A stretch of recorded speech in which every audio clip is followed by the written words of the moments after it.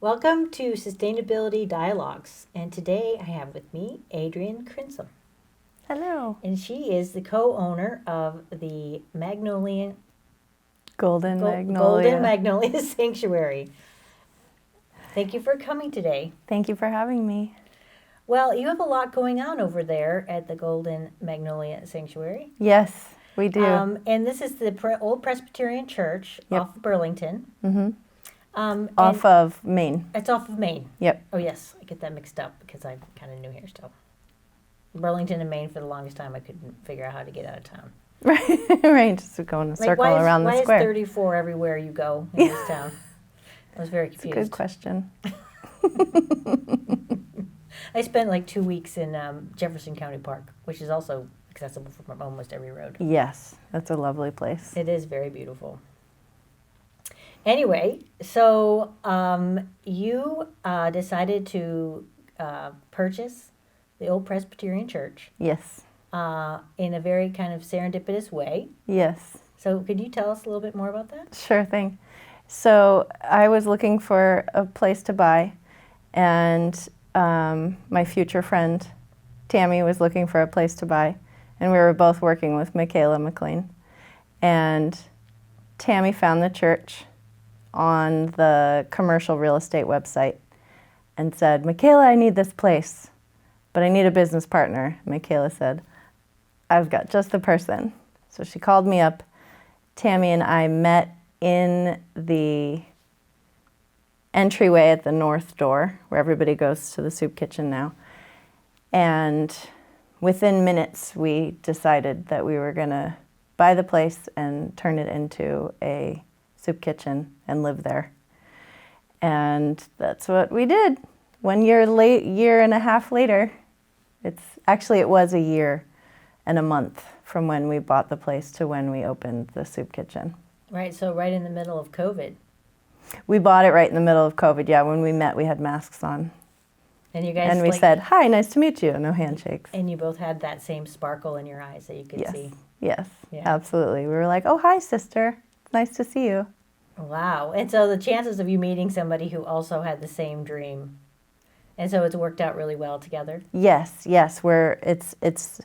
It's quite lucky that we work so well together. We manage all the processes that happen there as a team, and we gather other people to help us with different things. Cheyanne Holiday is the helping out in the kitchen as the kitchen manager when she's in town, and that's a big help because then Tammy and I can do other things or be in the kitchen, either way.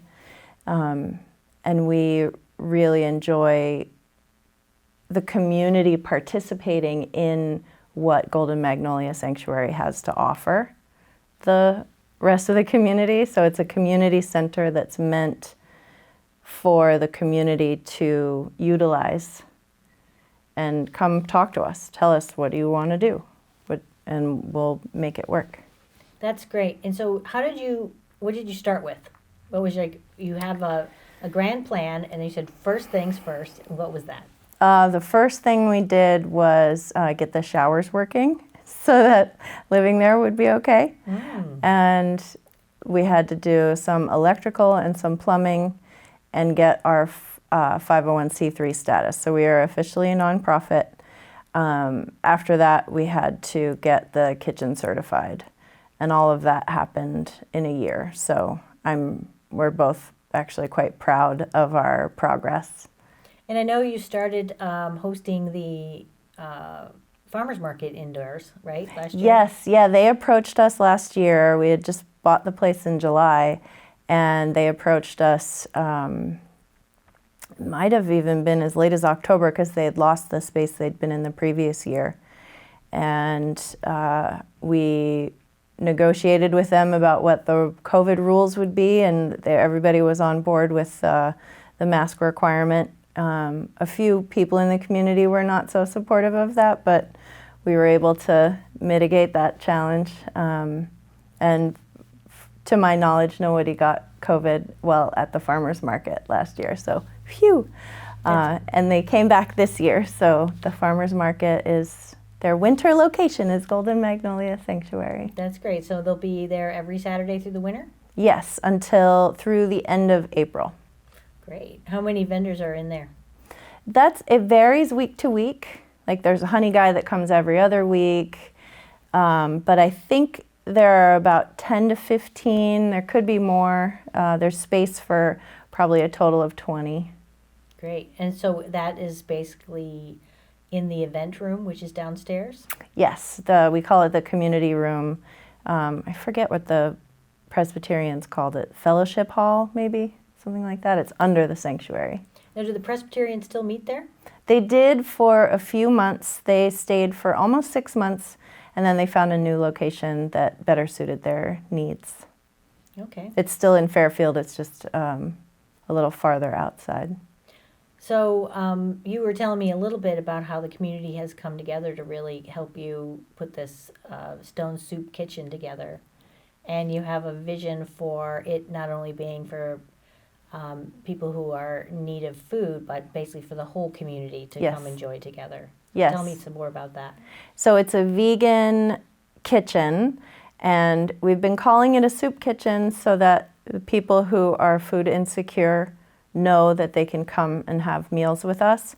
But we're changing it just a little bit to make it be a community kitchen experience so that people who do have some money and want to get a freshly made, vegan, nutrient-dense meal can come make some kind of donation and then be in the same space with other community members. This last Saturday we had a group, a jazz trio, play music on Saturday night, and that's something that they're going to do regularly, which is exciting. That is because exciting. having music is fun. Yeah. We have a game section and puzzles. So we want people to just come have a meal and interact as a community. The farmers, local farmers have been really wonderful all summer and early fall, donating produce, large amounts of produce. It's dwindled a little bit with the weather changing, but we're still making it work. We just ask the community regularly for whatever it is we need, and we've had many wonderful donors support us by ordering. One person ordered a flat of rice and a flat of dried pinto beans for us that we don't have anywhere to store, so it's just kind of piled up in the pantry. And other people have offered when they go to Costco to bring staples like olive oil and cases of coconut milk, because as a vegan kitchen, coconut milk becomes the cream base for anything that might have a cream base. So Stone Soup is the story of the town where there was no food, and somebody said, well, okay, I'm going to put this stone in the middle of this giant soup pot in the middle of town, and hopefully we can get some food out of it. So one by one, everybody in the village added the one thing they had, a carrot, a potato, whatever. And by the end, they had soup for everybody. So that's our philosophy. And as people donate things, we come up with something to do with it. One day we got a huge amount of basil. Someone was culling their basil trees. They were like trees. And I called all the volunteers, come on, we got to pick this basil before it goes bad. And we ended up blending it into ice cubes that we can then add to our soups throughout the winter, so there's a fresh basil taste. I've made pickles. I recently made a spinach artichoke dip without spinach or artichokes. It's a long story, but if you join us on Thanksgiving, you'll get to try it. So are you gonna have a Thanksgiving event?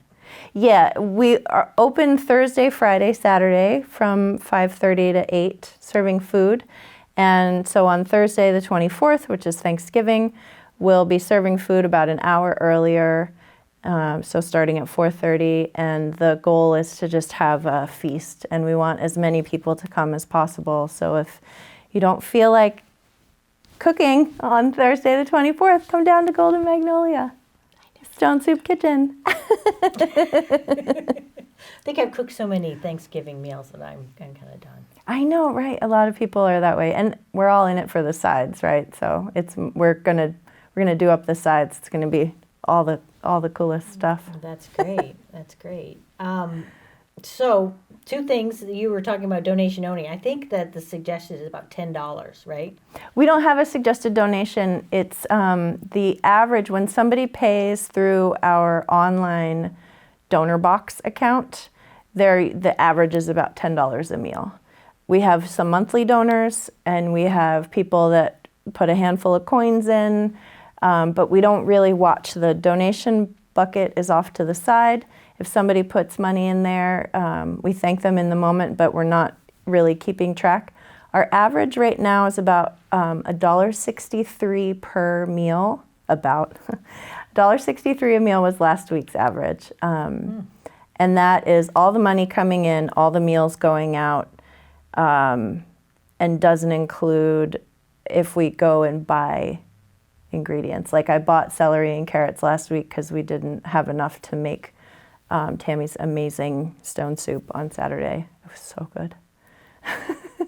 Well, I first heard about you from Barbara Stone, and she said she was delivering a lot of organic local produce to you. So Yes, yes. it's almost like you might be the only place in town that is actually getting local produce to serve as meals to the community. That's a good point. I hadn't thought of it like that. That's pretty cool. Right. Organic, local, and vegan. What? That is really special. It really is. And of course, you have to be a better cook if you're a vegan.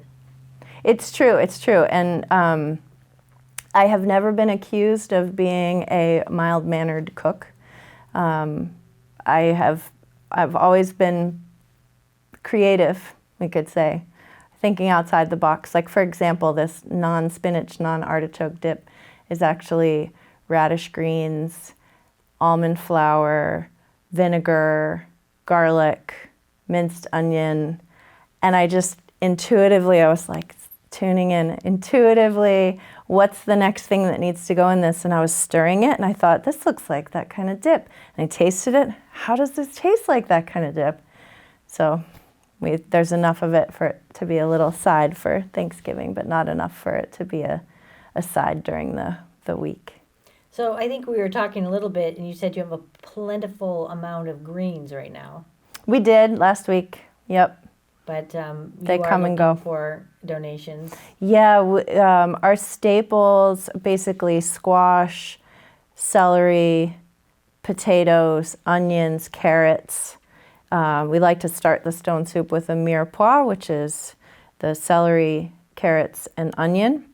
Normally in France it's done with butter, but in vegan world it's done with olive oil.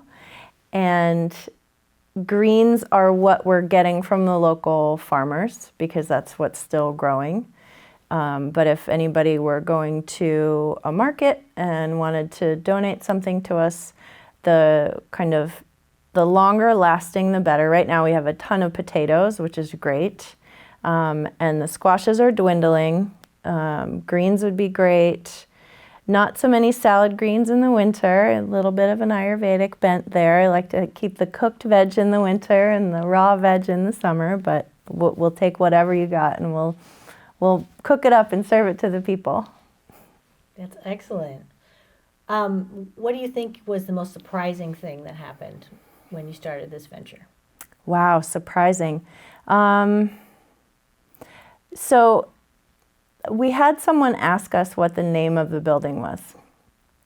And I was like, oh, that's interesting. And the way she presented it was if the building was an entity, which I'm a fan of that, that concept. And it just came to me, Maggie, short for Magnolia, Golden Magnolia, Maggie. Okay, so her name's Maggie. So there would be times when I would be overwhelmed thinking, how am I going to help make this thing go? We have this big challenge or this big whatever. And then somebody would just show up and say, hey, I heard you're doing this thing. Let me help. And every time I did that, somebody would show up and offer help. Like I've been wanting somebody to help me with grant writing. And somebody found us on Happy Cow, which is a vegan food finder for vegans traveling around the U.S. It helps them kind of figure out where they can eat.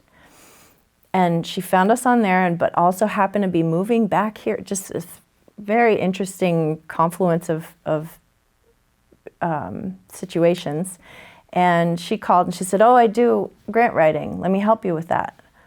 So that's the thing that's surprising to me, is that there are goals and needs for the building that I like to think the building is helping us manifest simply by being the brick and mortar that is Golden Magnolia Sanctuary. It draws its own support. Right. And that old architecture kind of pulls the energy in a certain way. Yeah. And there's all the good praying in there that's happened over the years. Yes. And still, it's also a community church. And so on Sundays, the Liberal Catholic Church, St. Bridget's, comes to do their services. And they've been doing that for a little while, maybe almost a year now. And anybody who has any kind of service they want to do is welcome, as long as there's no hate or exclusion. We just had a funeral the other day, which is a happy and sad thing. You know, it's great that we are able to offer a space where everybody can wish their loved ones along the way, but it's also kind of just, it's a sad thing. But it's such a grand space with the organ pipes in the background. It gives a sense of heightened awareness, I think, being in that space. So we need to get Werner to come out there and play. Yes, apparently he plays the organ. Yeah, maybe we can find out where he is. Yes. Ask him if he wants to do that. That's a good idea. We should look for him. Speaking of organs and churches and stuff, you have weddings or anything like that there? We haven't had any weddings yet. We've had more funerals than weddings, which was kind of the case with the Presbyterians back before they left. But we're open to it and we want to do it. It's just whether or not somebody wants to use our space for that. Right. And plus we bought it during COVID, so there were quite a few events that people wanted to throw that we didn't feel comfortable doing because we didn't want to let people mingle without masks. And how do you manage it when people are so weary of that situation? And now I guess there's a lot of people that aren't as concerned with it, even though it's still going. Yeah, that was a tough time for all of us. Mm-hmm. It really was. Well, I think it's also a really promising new community gathering area with a lot of potential. Yes. And one of the things that I'm working on as sustainability coordinator is how many people we have in this in Fairfield and the surrounding area that are doing really important work for the community. And one of the things that I'm really trying to look for and look towards is people like you that are bringing everyone together. Thank you. Because there is a lot of energy towards repairing and reconnecting, and people were kind of afraid and huddled into their own spaces, and now I really feel like people are reaching out to each other and wanting to gather again. Yes. And let's say you wanted to get involved with your project. What would they do if they wanted to volunteer or help out? Oh, we have our website right now is just a link tree. We're on Facebook and Instagram as Golden Magnolia Sanctuary, and our link tree is the .ee/Golden Mag Sanctuary. It'll be linked below. I've always wanted to do that. And we have on there a donation platform and a volunteer platform, as well as a wish list, and then links to our socials. That's great. So that makes it really easy for people who want to help out to be able to lend a hand. Yes, and you can always just email us as well if you're not sure what you want to do or how you want to offer help. If you really like to work with big pots of things, Large pots. Bowls, big stirring spoons. We have one bowl that's this big, and it's my favorite. I have heard a rumor that it's a lot of fun in there. It is. It's true. A lot of the volunteers say that in the middle of chopping onions, tears running down their face from the onions. They're like, I'm having so much fun. I'm like, okay, So it's got a really Yay. good energy and a good spirit to it. I'm glad that you've heard that. Uh-huh. Yeah. Well, I've heard a lot of good things about you, too. And there are a lot of people who are very concerned about food insecurity Mm-hmm. in Fairfield right now. And this is the kind of thing that brings people together. Yes. And especially like when Barb Stone is basically getting a grant to help farmers donate their produce. And as these kinds of things start to grow and become, manifest, it's basically the thing that's going to reconnect our community and create real resilience and sustainability moving forward. That's the hope. Yeah, that's the goal. And you also have a daycare there, right? Yes, Tammy Hessler, my business partner, co-owner, co-director, she has her day job as a daycare provider right in the building. So we often hear the sounds of children laughing and playing. It's in a separate part of the building from the kitchen. And then my day job is working in admissions at MIU. So we have our hands full. We've got our day jobs and then our passion project, which is feeding the community. Wow. Wow. What do you have for breakfast that gives you all this energy? Breakfast? Coffee? Nice. It's because on Thursday, Friday, and Saturday, I have a really well-balanced, nutritious meal from Stone Soup Kitchen. Oh, good. That's awesome. Well, I really appreciate you taking the time to talk to me today.